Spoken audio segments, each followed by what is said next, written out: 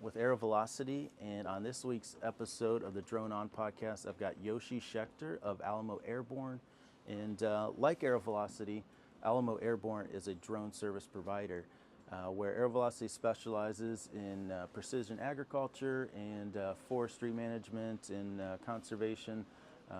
Alamo Airborne is focused on industrial type stuff, so windmill inspection, oil and gas pipeline, like methane gas leaks and stuff like that. They use drones for all sorts of type industrial type stuff. So we'll talk with Yoshi and kind of how he co-founded Alamo Airborne and kind of some of the projects they work on.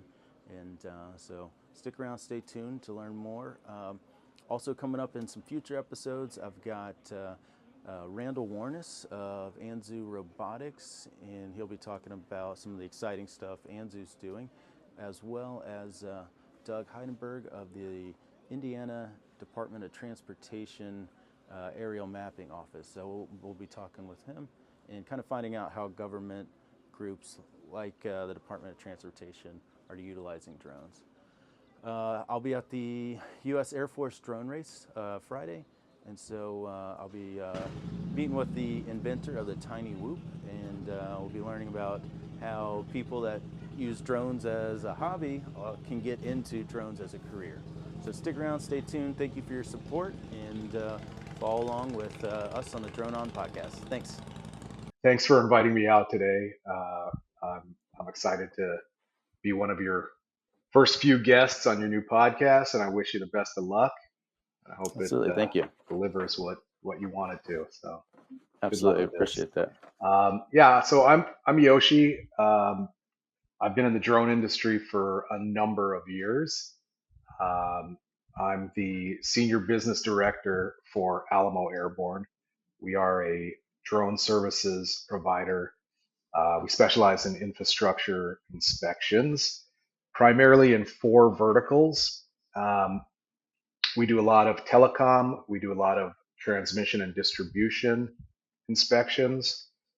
We have a division we call renewables, which is wind blade inspection and solar.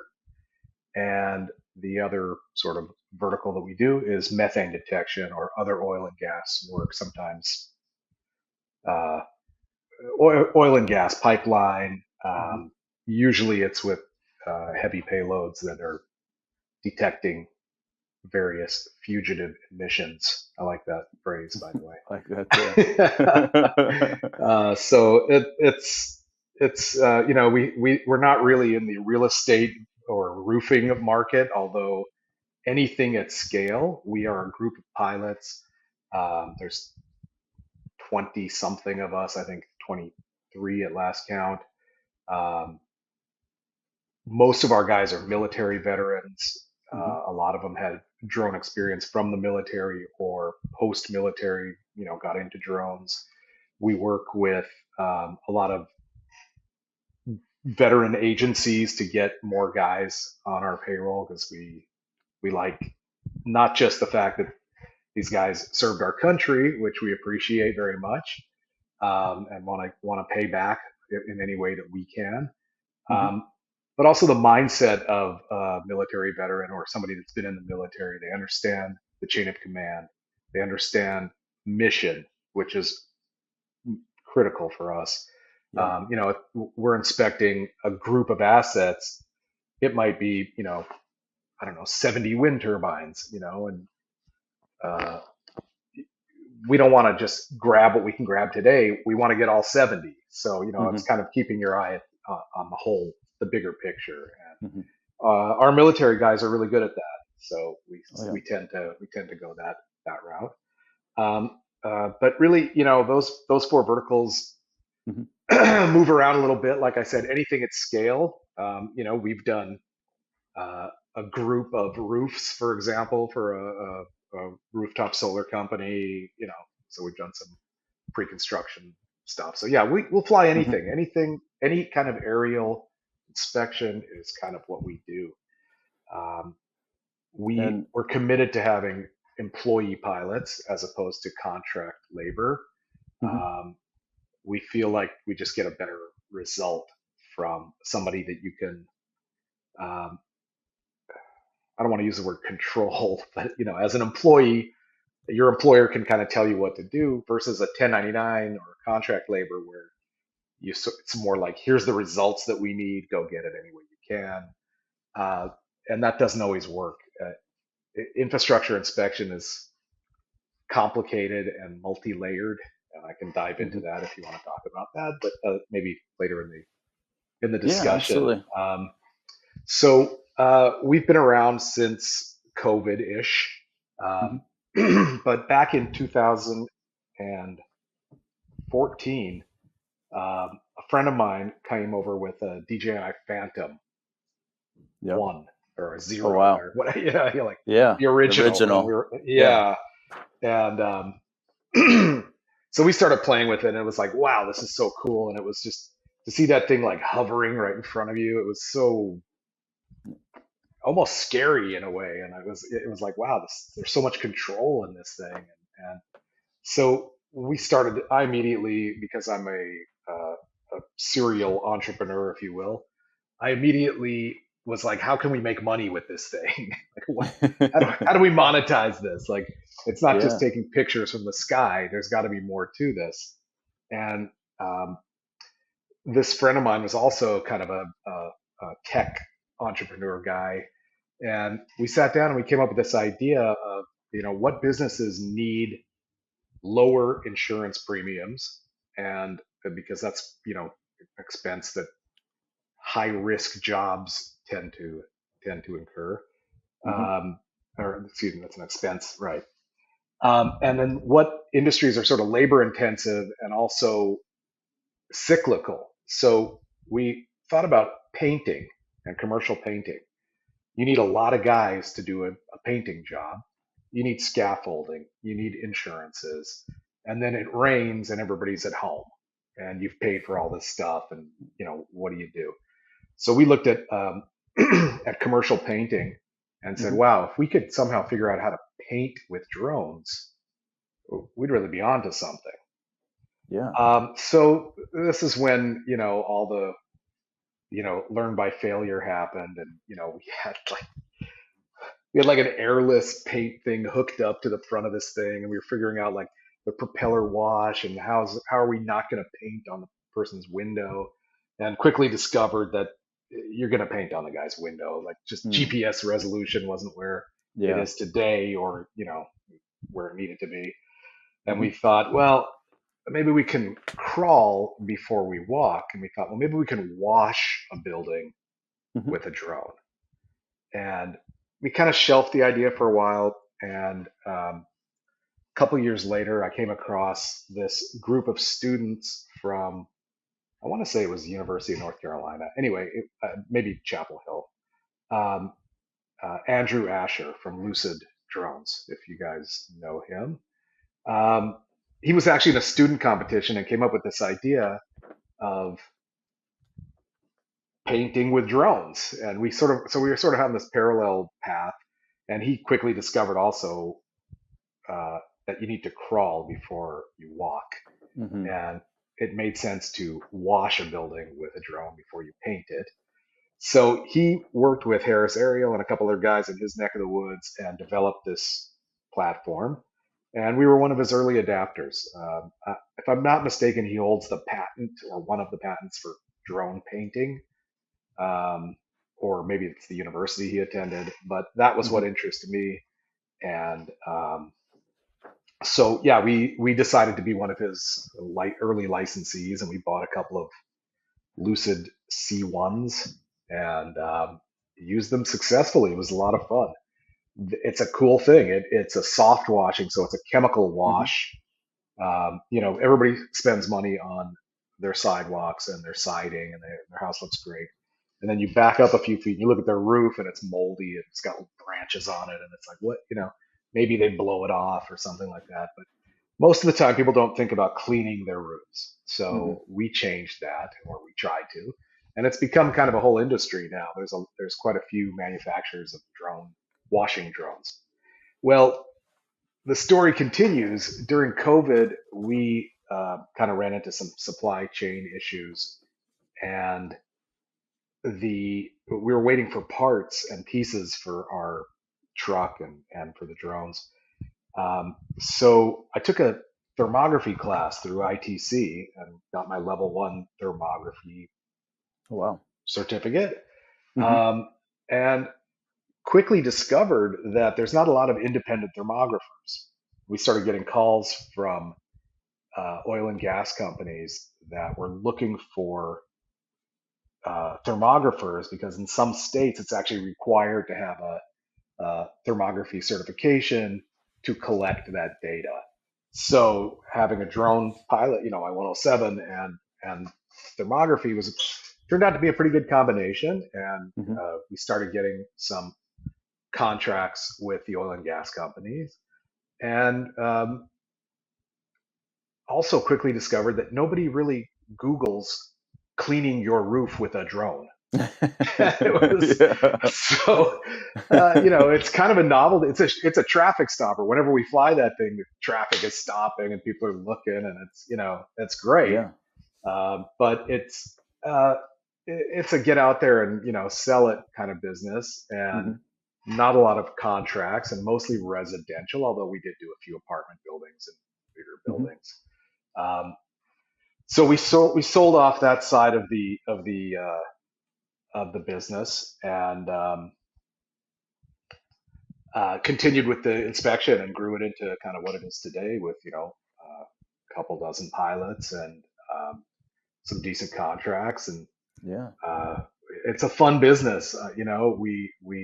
We do a lot of forward operating bases like trailers that we'll send a crew of guys out to wherever state in North Carolina. Maybe we have some inspections there, and Hmm. we have a forward operating base, and so you're kind of, to paraphrase, playing with gadgets all day and then camping out at night. I don't know about you guys, I do that for free. It's like, Yeah. so it's really That nice to sounds get paid fun. for that. Yeah, it is. Yeah. I mean, I'm certainly glorifying it, and like as you and I discussed, flying a drone commercially is about what, 15% flying, maybe 20, and then 80% admin. Yeah. I mean, let's call it what it is. And It sounds and some cool, problem but solving too.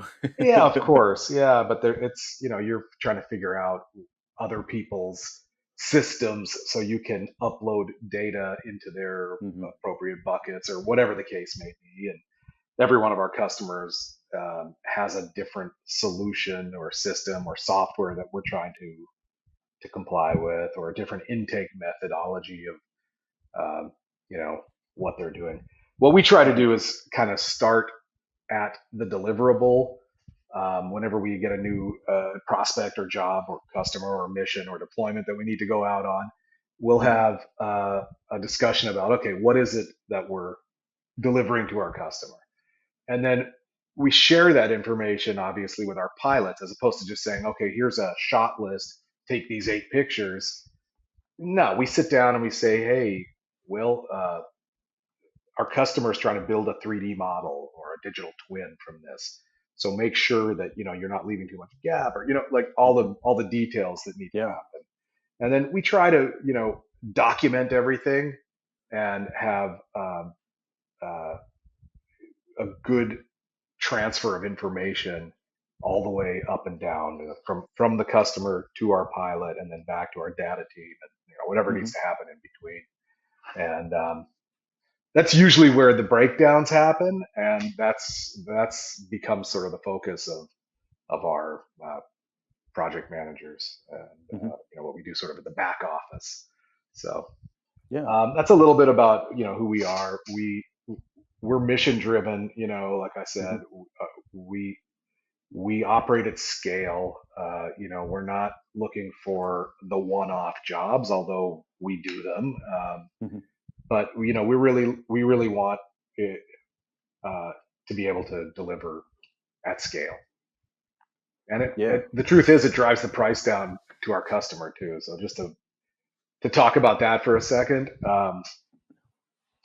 if we get we do plenty of work through some of these, I'll call them Uber for drone pilots Hmm. sites where you get on their mailing list and they're like, oh, we have a job in your area. Hmm. It's a a commercial roofing job or something like that. Yeah. Um, Typically, and I won't say in every case, but very often, those jobs just don't pay. Mm. They're queued up for like, oh, $75, go fly this roof. That's not what we're looking for. I mean, I can't barely start my vehicle for $75 and get out. You know what I mean? It's like, Yeah. Oh yeah. so that doesn't work for us. But I can do that job for $75 if I have 1,000 of them Hmm. or 100 of them. I can send my guys out, and we can probably make that number work. So like I said, everything at scale, and Hmm. that's what we try to accomplish. Yeah. So, Yeah. And a couple of things you had mentioned, the hiring of vets. That's something that we do as well. A lot of our staff is military, Air Force, and one of our guys, Aaron, flew. I think it was the MQ 500, and I may be saying that model number not wrong, but it looks just like a Predator. It's right. mostly used for sensors. I love picking his brain on different stuff, but the Is he one of those military training. guys? Yeah, he's like somewhere in a container somewhere in the Middle East. He can't really tell you where it was. Yeah, yeah, exactly. Yeah, he has said All right. he's flown out of containers, but he said a lot of times it's here in the Yeah. U.S. and the drone is on the other side of the world. Oh wow. So there's some. He's got some pretty Wow. cool stories. But That's you neat. know, Yeah.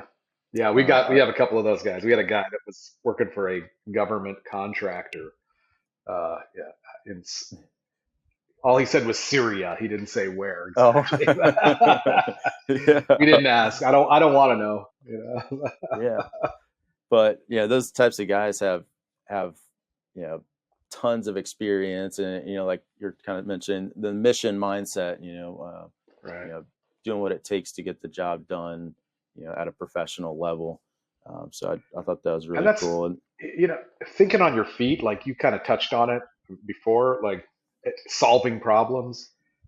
Every job is different. I mean, like you can go to a training class on how to fly a telecom tower, and you can Mhm. watch 1,000 YouTube videos on how it's done and what people have done. But when you get there, there's a zillion other things. I'll give you an example. Like we have a customer, they want us to use like a GoPro or your cell phone to film the approach road up to the lock. Now you have a whole series of problems with locks because access control, and sometimes Mhm. another company has their lock on the shelter area. Once you get there, is it a guide wire tower? Is it a regular monopole? Is it a pine tree? Is it a palm tree? There's different techniques for flying all of these things. Are there other obstacles in the way, like trees, that you can't see what you need to see? Do you have access to the shelter? Are you are you doing an inventory of the shelter equipment? How much inventory? You just want to know that there's an item that an asset there, or do you want to take a picture of the serial number? And Mhm. there's just a zillion things. The cable runs, how many cables? What's the size of the cables? You need a caliper. So by the time you fly your drone, like I said, it's like 15% of what you're doing. And don't forget, once you're done, quality check, make sure your pictures are Oh all yeah. there. Upload.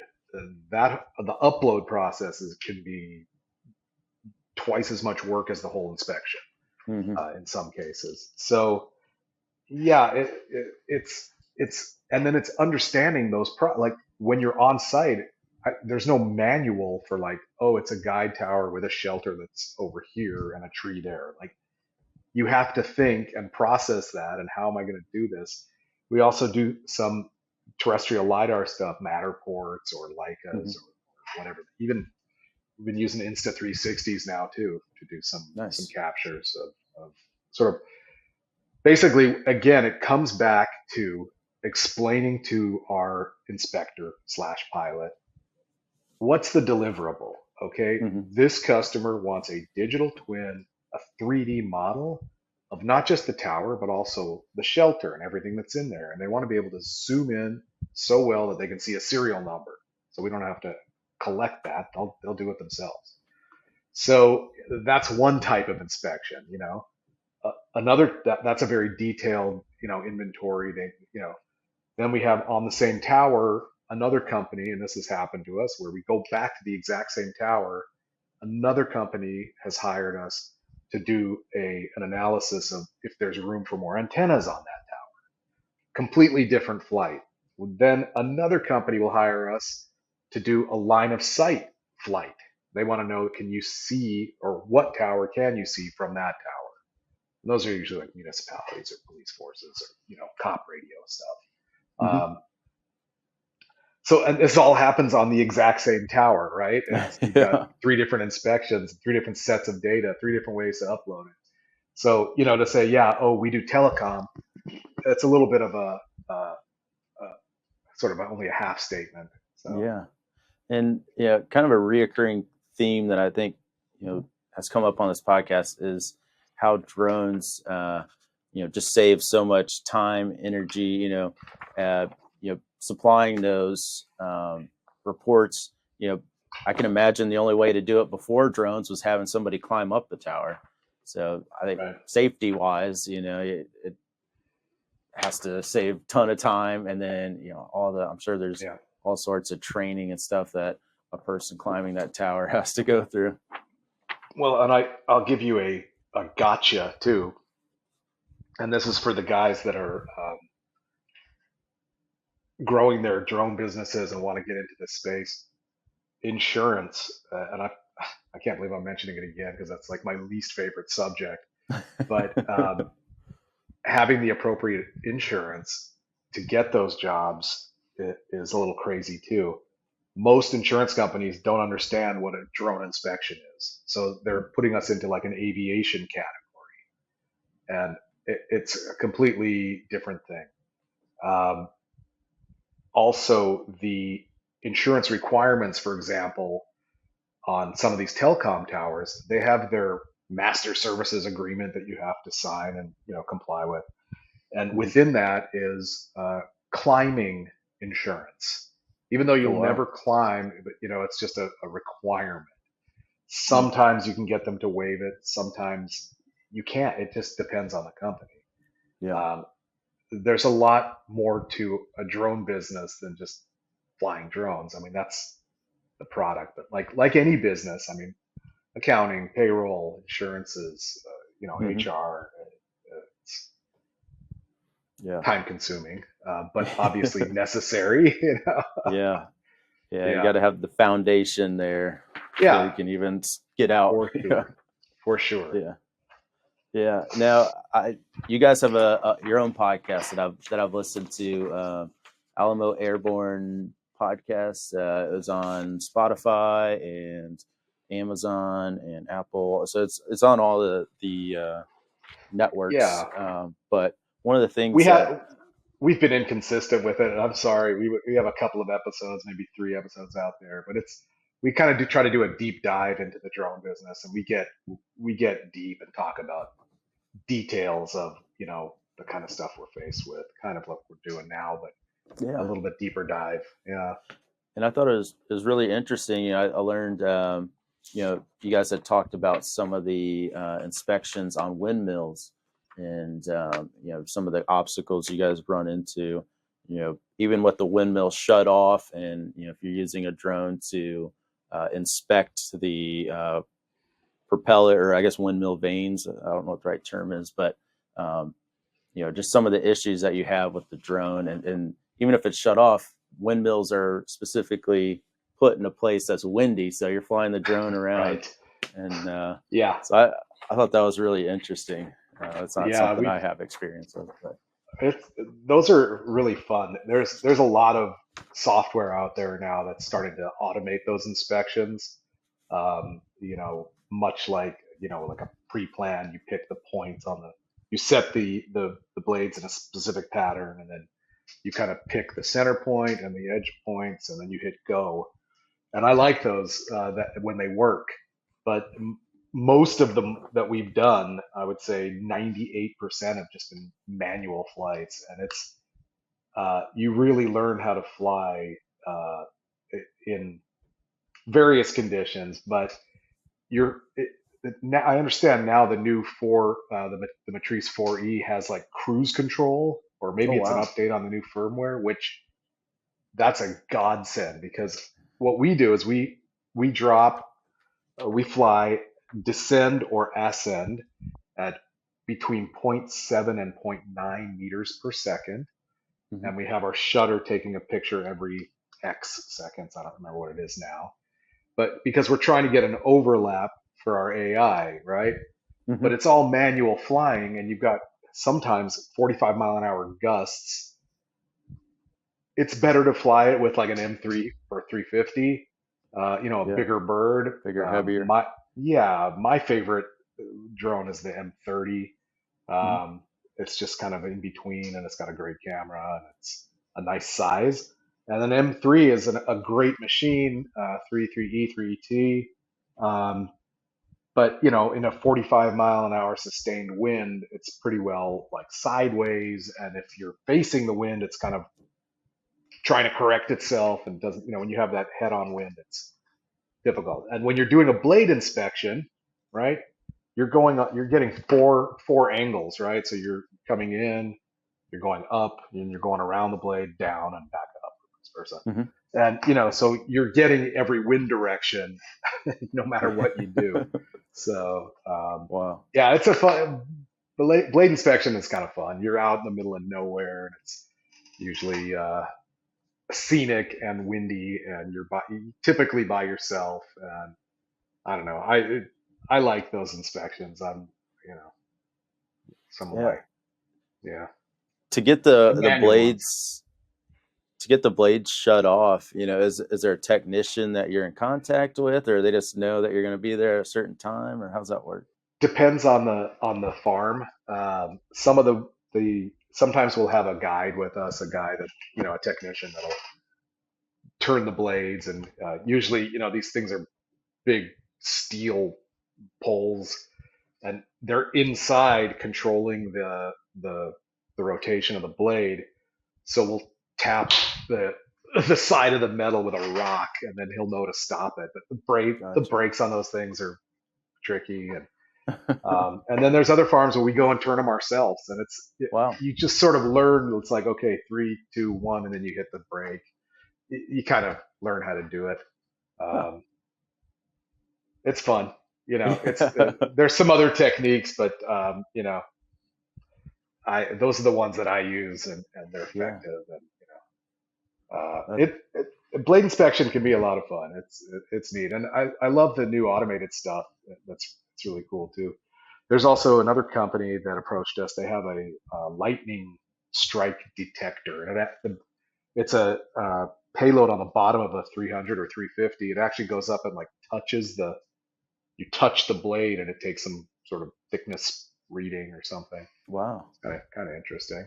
Yeah, Yeah. yeah. I We've mean, done some crazy things. We've done some uh, equipment lifting up for linemen. We've done some interesting things. yeah, and I can't imagine how much one of those windmills cost, and so being able to provide the data that keeps them running and in full motions, it's Yeah. got to be fast. It's fascinating to me. Um, Well, there's other things we do on the wind farm too with the drone. So this is kind of interesting too, for some of the guys out there that might be and gals that are listening and looking for other angles. Um, we did a demo. We didn't get the contract, but we did a proof of concept for cleaning the windmills. They go. spit out a bunch of oil, and Hmm. they're unsightly. And sometimes these farms are on leased land. The landowner doesn't like to look at them if they're not pearly white. Hmm. So we cleaned one. We brought our our cleaning drones are tethered, right? So there's a pump in the truck, and then a hose that goes up. Well, these things are pretty tall, and we have to think about a couple of things. One, the weight limitation, right? We got to stay under 55 pounds to be FAA compliant. So that maxes out with a whatever. I don't remember the math exactly. Don't quote me here, anybody, but 3/8 inch hose, Flexzilla, which is a brand, so we know the weight of it. 185 feet plus the weight of our drone with the cleaning solution in the tube is 55 pounds. Hmm. So if we go to 186 feet, we're overweight. So that's one Gotcha. of the benchmarks. Hmm. How do we get past 185 feet? These things are big. We went to, instead of a hose, we went to like a tubing, and we were able Hmm. to get up to like, I don't know, 260 or something like that. So, Wow. yeah, it's kind of a weird, because it's tethered. We, originally didn't really want to call it a drone. It's sort of a spray head, right? Gotcha. Yeah. Uh, but the FAA didn't like that, and they didn't like us spraying at all. Really, they did an investigation, thought we were like, spraying, I don't know, caustic chemicals on babies or something. I don't know. They're very safety conscious, and so we had to kind of go through this education Yeah. process with Yeah. the FAA, and yeah, that was fun. So, but we ended up selling off that side of our business, the whole cleaning side. It just wasn't. It was fun, but anyway. But other Yeah. things on the wind farm, right of way, vegetation encroachment, that can be a problem in these places. So we do sort of site work, if you will, taking pictures. And then there's electrical. There's, they get the power from the turbine. They have to send it back to a substation so they can do something with it. Hmm. And those lines need to be inspected regularly. So we do that kind of work as well. So, that was thinking outside of the box. Like the turbine was dirty. I was like, why is it so dirty? Oh, they leak oil and they get dusty and whatever. And the guy said, as a matter of fact, we really like to clean it. I go, well, I'll clean one for you if you like what we did. I want all 70 of them or however many Hmm. there were. So that didn't work out, but it was a learning experience. And Yeah. then the vegetation encroachment and those things are. Sometimes you have to kind of educate or show the benefit to the customer of what they're actually getting or not getting. Hmm. Um, Same thing with transmission and distribution. So if we're going out and we're flying distribution poles, we're flying thousands of utility poles, wooden poles that have multi-phase electrical and fiber and different wires running on them. Um, we live in a country of aging infrastructure, and so we're partnering with a company now that does core testing of the wooden poles. Hmm. I mean, it just makes sense, right? So it's kind Yeah. of a value. It's a value add to the customer. Obviously, we're out there already inspecting the electrical and are there hotspots? We're doing thermal. Hmm. So we're training our guys to be able to now do a. They call it a core sample. I'm not exactly sure if it actually takes an actual sample or just a reading. Hmm. I don't know the technology, but it's another value add. And then this company also has a remediation process. So if they do find something, then through our partnership, that we can just resolve that issue right there. Interesting. So yeah, so there's we try to find things that are a little more unique. Hmm. Yeah, we have W-2 pilots. Is that a differentiator for us? I guess it is in many instances. We hire veterans. Is that a differentiator for us? Yeah, the customer doesn't really care. We care, but the Hmm. customer doesn't really care. And Hmm. so we've got to bring them things that are a little more, uh, you know, bottom line oriented. What are you Yeah. gaining here by using us? So we try to keep that and find those opportunities. And a lot of times it's with partnerships through other, either software companies or other inspection companies. Hmm. That's where most of our business comes Gotcha. from. Yeah, Yeah, that's interesting, and yeah. um, it made me think of something that I'd heard on your podcast, and something that has come up with us at Aero Velocity. We're we're fairly well known in the Cincinnati area, but not so much the entire U.S. yet. Or we're growing, but a local Cincinnati company had reached out to us and said, hey, we're familiar with you guys. We know you have lidar, and you guys work with lidar and drones, and we're thinking about starting our own department. We were wanting to know if we can kind of pick your brain. And on your podcast, you had mentioned kind of some of these companies that do the same thing and then get in over their heads with the hiring, the software, the subscriptions to a lot of the software can Right. be astronomical, and then nothing beats the experience of actually working with the data. It's some of it can be pretty difficult to manipulate, and so I just want to kind of ask you what your thoughts are on companies that may be tempted to start their own drone program because they want to keep everything in house versus hiring a company like Alamo Airborne or Aero Velocity to do the work Right. for them. Um, obviously, we're in the business of putting pilots in the air. So anytime a drone is in the air, I would like it to be one of my pilots flying that drone. Um, I feel like BV loss and just autonomy in general is a good thing in the sense that it puts the power kind of back in the user's hand, if you will. Mhm. And what do I mean by that?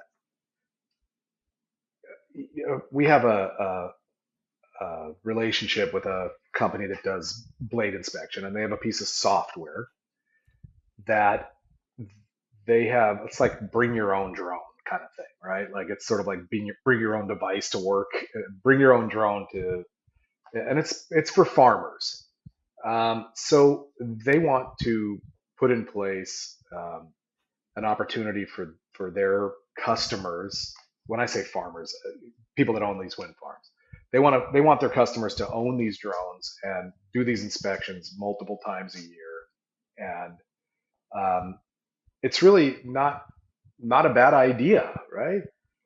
The problem is the wind farm now needs another full-time employee because if you're making that investment, then you want to get the most out of it. So, for example, this software says buy our software and you can do as many inspections as you want. And they have these like comparisons, like here was, before we fix the blade, now we can do a side by side imagery of after we fix the blade.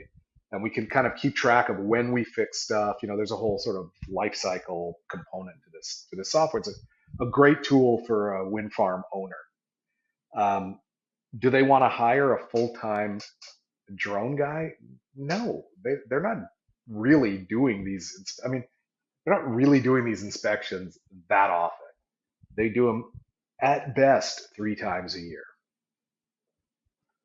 I mean, a 70 or 80 um, turbine farm is considered medium size, right? There's smaller ones, there's bigger ones, but let's just say that's an average.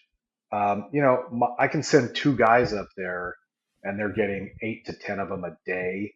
And with the automated software, probably more like 12 or 15, maybe even 20 a day.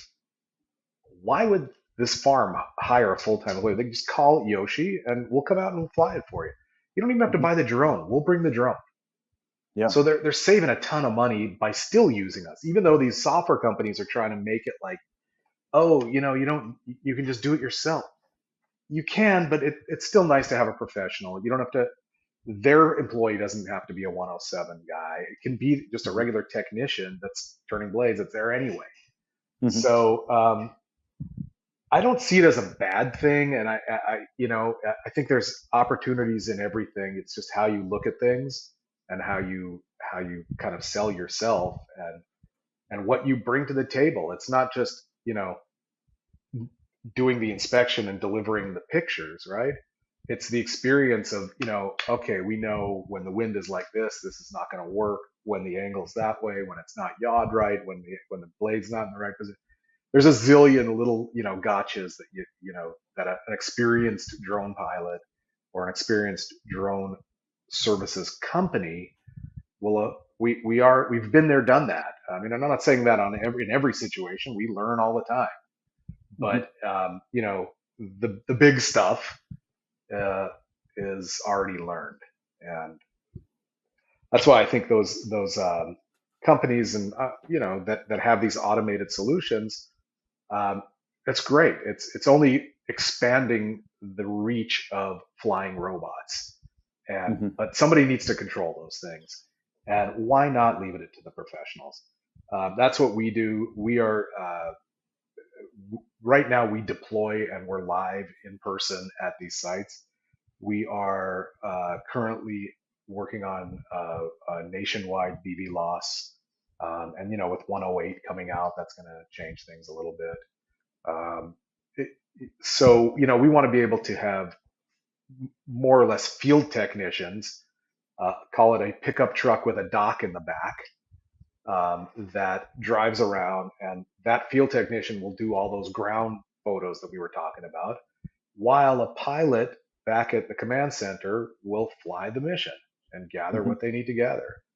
And if a battery needs to be changed, either it's on the dock and it's automatic, or there's a field technician that drove the drone there. Hmm. So, and so we have a few customers that are considering nests, or docks near their assets, so they can fly multiple assets, or their whatever it is they're observing, um, Hmm. that we can fly that for them from our offices, and Yeah. they don't do anything, and they just get the data. Hmm. So that's kind of fun. Um, Yeah. I'm sure it's that helps with time sensitivity as well, versus having to send somebody out there and the setup and the commute and all that, having the drone already out right, there. You right, just hit a button, right. launch it. That's awesome. Yeah. Yeah, I mean, it costs us to deploy somebody, even though our pilots live all over the United States, Hmm. still we get a call for like, oh, there's a solar, it's a half day job in upstate New York or something. Like, Hmm. it's not really convenient. So I've got it's a day in, a day of work, and a day out. I mean, it's a 3 day job for us. Yeah. So, at our whatever number that is, you're probably, that expense right there to hire Hmm. us is probably 30% of what a dock would cost these people. So, it's a discussion we can now have with this customer, saying, maybe you should put a dock there, and then all of your subsequent flights will be 1/10 the price. I can just basically charge you by the hour instead of by the day. Hmm. So, there's some real uh, opportunities to not only sell stuff, but also to garner new services, or service contracts. So Hmm. that's kind of the way we're approaching this. Yeah. Uh, Something that kind of keeps reoccurring, or a topic that I find I'm talking about a lot with individuals in the drone industry is kind of almost a entrepreneurial type mentality within the drone industry. And you had mentioned you're on a board of directors with a couple of different companies doing nonprofit and kind of drones for good type stuff. And I was going to see if you would talk about that a little bit. Sure. There's a couple of nonprofits that I've been involved with. One of them is a drone educational. It's really aviation education. Um, San Antonio has historically been a hub for servicing aircraft. Not only is there 5 Air Force bases in San Antonio, I think well, they combined now, so I think it's 4, but it's also been a hub, like D. Howard Company, Fairchild Aircraft, a bunch of sort of service companies. There's a bunch of like custom interior companies there for private jets. Boeing has a huge operation there. There's a lot of aviation work that goes around there. So there's a couple of entities that service, or sort of try to find, or encourage the growth of that industry. One of these nonprofits is the D. Howard Foundation, and they're about education and putting things in place. So they started like a drone soccer league for kids. Um, they've been hanging out at the Port San Antonio. They built this tech port, and they're building an eVTOL airport. I forget. I don't know. There's got to be a better name for that, but I don't know what it is. If anybody knows, put it in the Yeah. comments because I don't know what it's called. Long Advanced air story short, mobility. yeah, there you go. And so there's a lot of that happening in and around San Antonio, but the talent pool, needs to be kind of brought up with that sort of direction in mind. So there's a bunch of high school programs in and around the city that focus around drone technology and getting your 107. There's a guy out of Houston that has a really good curriculum for Part 107, tailored more for like high school kids, So you want to start them there. Yeah. There's another university in San Antonio that's putting together a accredited program for drone technician slash pilot slash, and they're doing some custom classes as well. Like they'll have an oil and gas collection, especially in Texas. Obviously, we've got gas all over the place. Um, Yeah. there's a lot of things happening in and around San Antonio in particular, but I'm seeing it everywhere too. You and I talked about an internship program that we run for agriculture Hmm. collections, and we have relationships with a couple of different universities, some on the East Coast, some in the Midwest, that have these really great UAV and UAS programs that are 4-year degree programs, and people are coming out with I don't know Bachelor of Aviation. I don't even know Hmm. what they actually come out with, but so we try to recruit out of there. Um, and we support all of those things. So, I'm on the board of these. I'm on a think tank for, drone education. And, am I giving back? I don't want to BS anybody. I'm looking for pilots. Okay. Like, I'd love it if they were like right in my backyard and I could just interview them. And so we're trying to help groom, the future generation of pilots. Now we have a disconnect because a lot of guys come out of high school and they want to be drone pilots, and they're probably really good because they've had mode 2 in their hands since they were born, so it's unlike us fellas, us older guys that had to learn it, um, but having a talent pool is super important, and selfishly I'm trying to seed that pool so when these guys grow up, we have a place to grab them.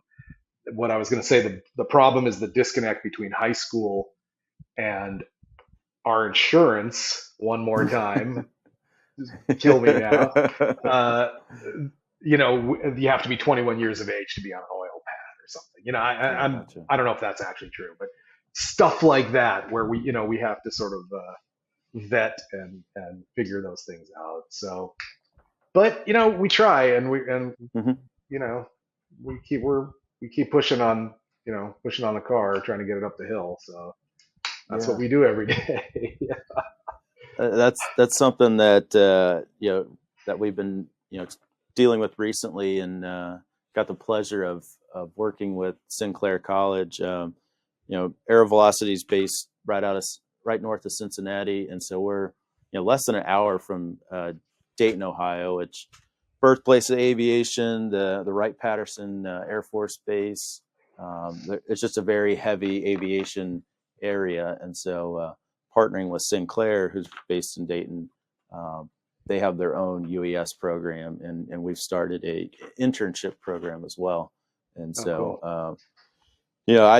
I was kind of lucky getting into the drone industry. I think my experience in manned aircraft, helped me, but getting the background and the skills in drones, it was kind of difficult. Other than flying real estate photography, which I did for a little while, it was kind of hard to get into the industrial side. And so, having internship or partnerships like you guys have, and like Aero Velocity and Sinclair, you know, provides a clear path for somebody that wants to get into drones. You know, maybe they're an Right. FPV racer like I am, you know, that started off as a hobby, but then realized, hey, I could have a career in drones, and you know, might not know where to take the Yeah. first Well, steps. it's interesting. It kind of reminds me of like in the sort of late 80s, early 90s, like if you had a computer, you were like in computers. Like I had a business that utilized a computer, but I wasn't like in computers. But that's what, like, you may be too young, but that's what people used to say. Oh, he's in computers. What? It's kind of like when you say now, like, oh, he's in drones. Hmm. Eh, 5, 6 years ago, that may have been like that was understandable, but drones have become tools Hmm. and commodity tools that like you can't live without at this point. Yeah. I mean, everything, and there's so many different avenues. I mean, I love search and rescue stuff. It's Yeah. just it's just neat. And what better tool than a thermal drone? Hmm. It's amazing. Yeah. Um, this heavy lift stuff. Like I know uh, San Diego. I'm trying to remember the name of the entity. They like lay lines with an M300, like the power lines. They'll Oh drag wow. it across. So like there's Hmm. that's cool to me. Yeah. Fixed wing stuff is so cool. Like we've used them here and there, but like the Hmm. Wingdra is Hmm. a platform that's just really robust.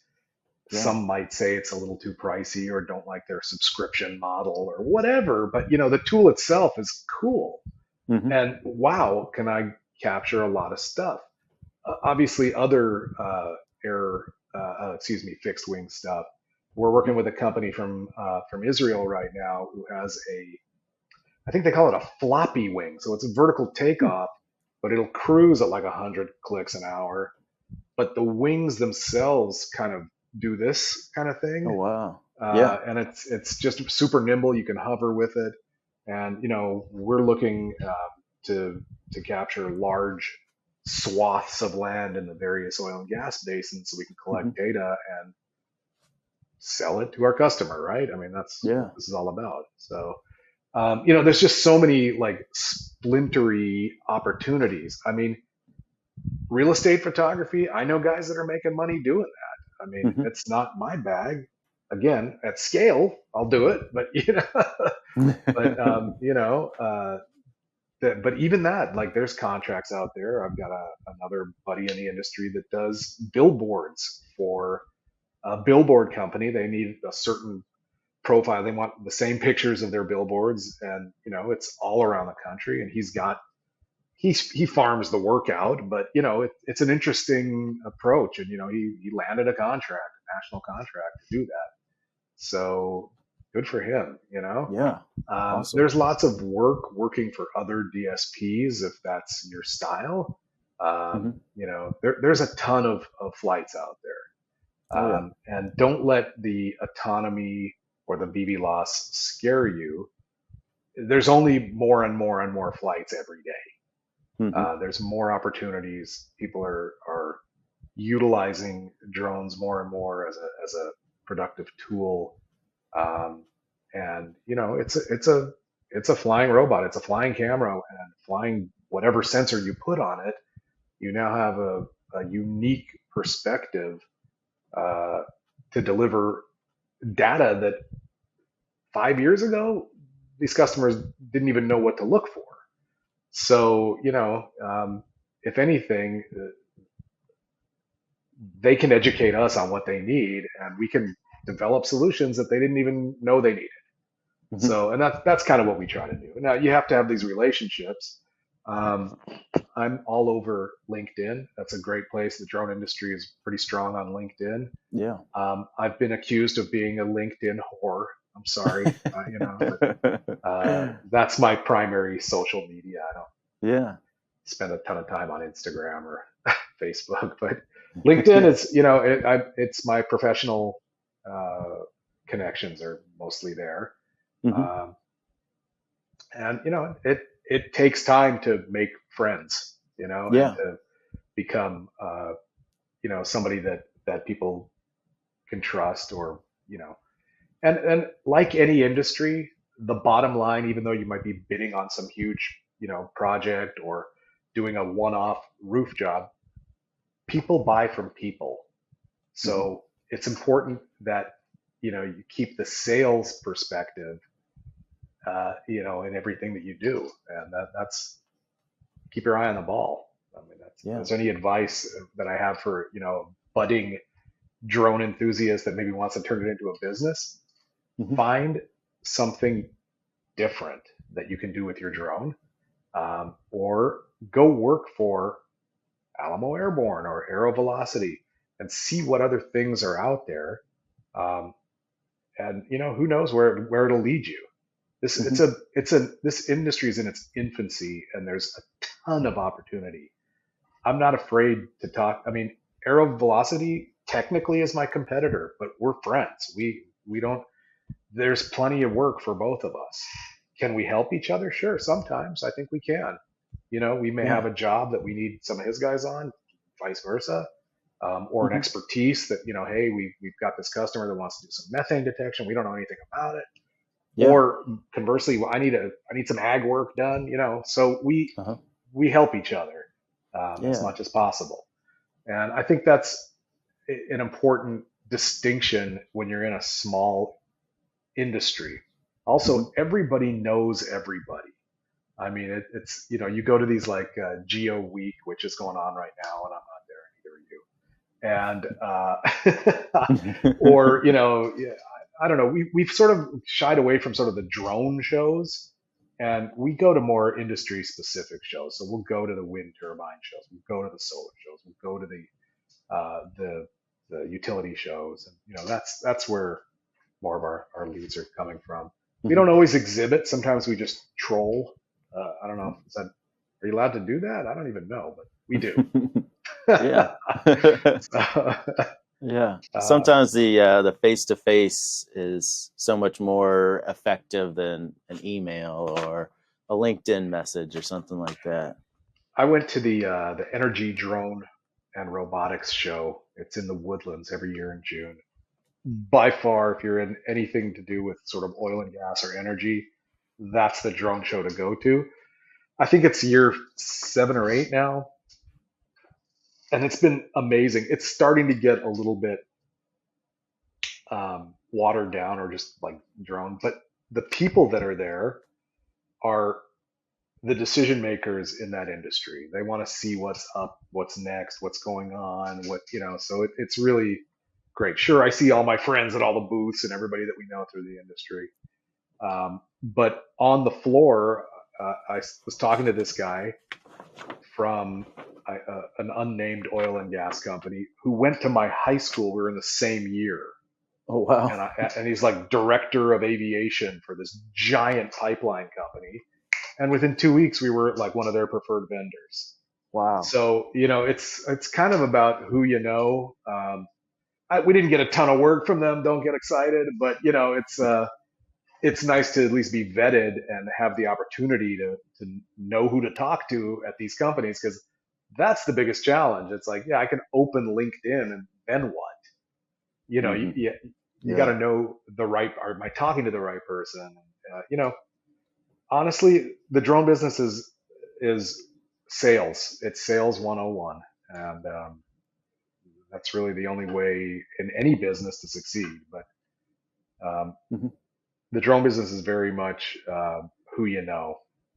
If you're talking about contracts, and Yeah. there's plenty of one-off work out there that you can find on wherever, Craigslist or wherever you're looking for those, or Droners.io or Hmm. Zeitview, or those guys.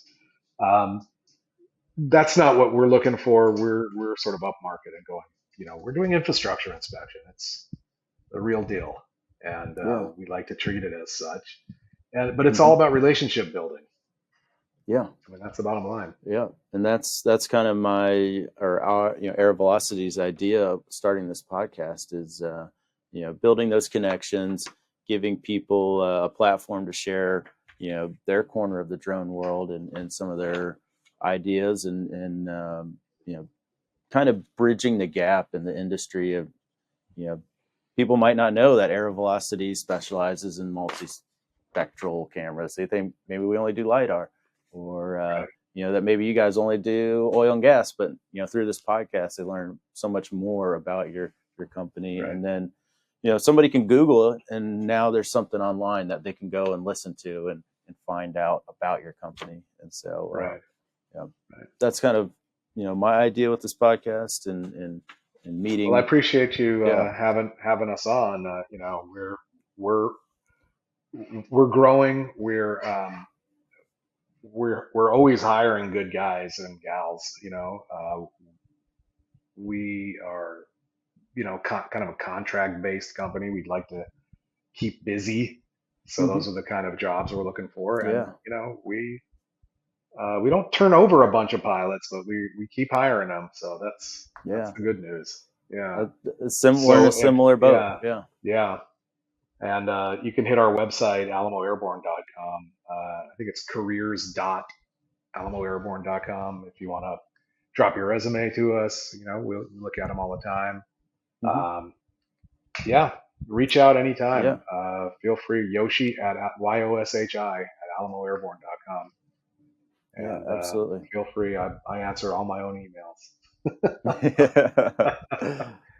Yeah. Same Yeah, here. I'm not giving out my cell number though, unless you ask nicely.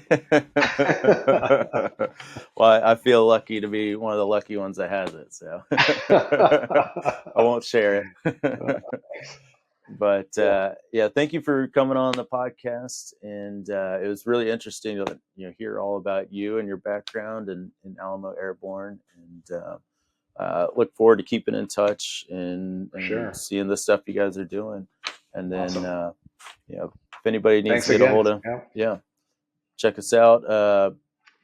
Podcasts, I've got a couple coming up, lined up for some guests in the future. I'm speaking with Doug next week from the Department of Transportation for Indiana and learning about their drone program. And then I'll be speaking with Anthony Knight of Multi GP and learning about the new drone racing league that they're kind of working with in the U.S. So interesting guests coming up. If you're interested in being a guest on the show, hit us up at aerovelocity.com and you can hit the contact button and I'll link you with me. So once again, Yoshi, thank you for being on. And I think we'll close it off here. Thanks.